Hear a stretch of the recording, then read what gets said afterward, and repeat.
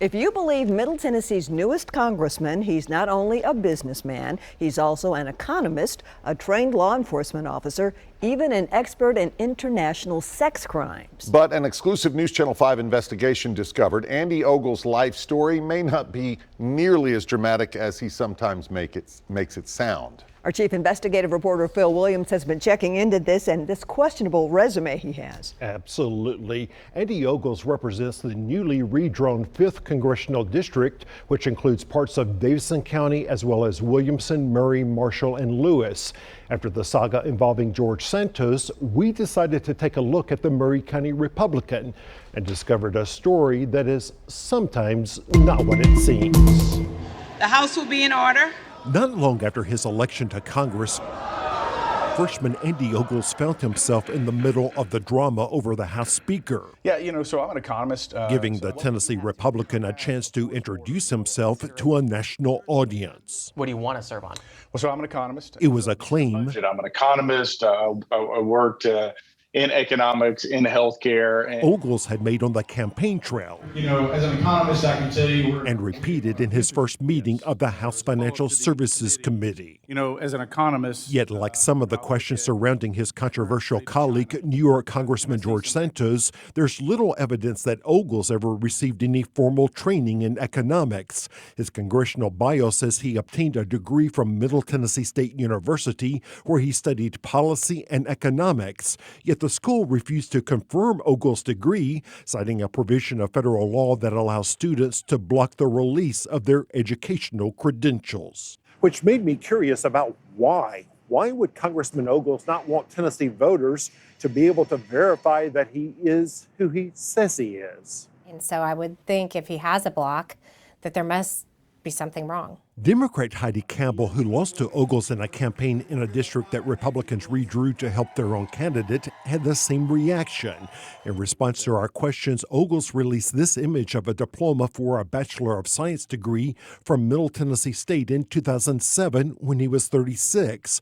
But what we discovered next Wow. surprised the candidate Ogles defeated. Oh my gosh. It was a resume from 2 years after he graduated where he listed a degree in international relations with minors in psychology and English. And likewise on this form for a background check in his own writing, no mention of economics. I mean, that looks to me like somebody who doesn't have any background in economics.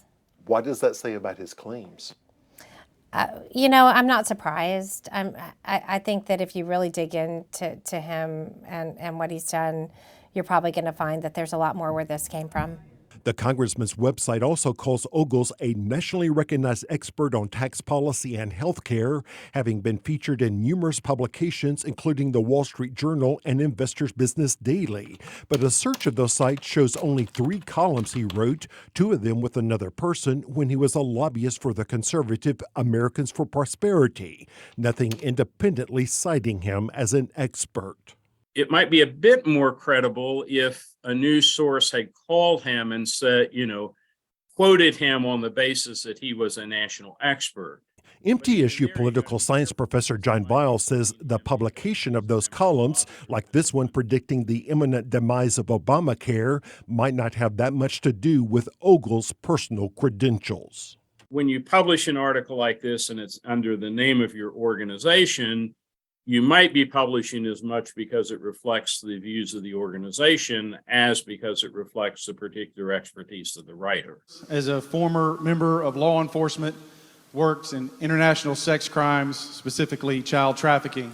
Then there are Ogles' claims. My midlife crisis, I went into law enforcement, specifically, but I worked in human trafficking. To be an international sex crimes expert. This is from firsthand experience for someone who worked in that space. I turned gray because of it. In fact, we discovered Ogles was sworn in as a volunteer reserve deputy with the Williamson County Sheriff's Office in July 2009, a position he lost 2 years later for not meeting minimum standards, making no progress in field training, and failure to attend required meetings.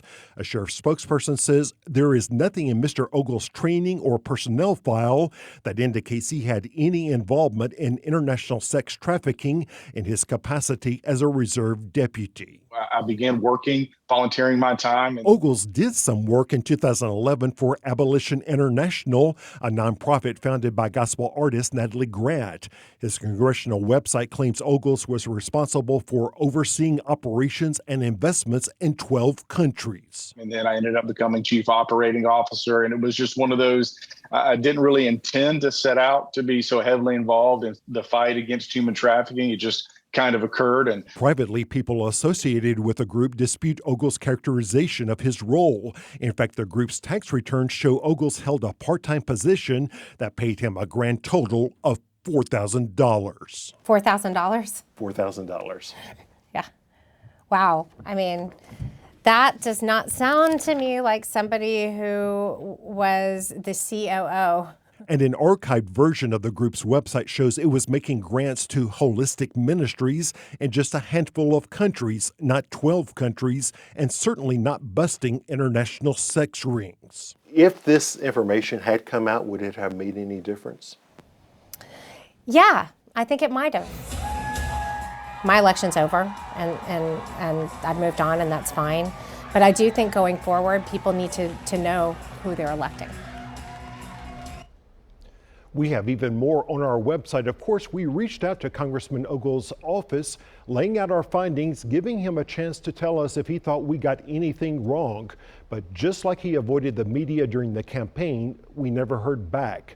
Of course, we will keep investigating and let you know what we find. Vicki? All right, Phil, thank you.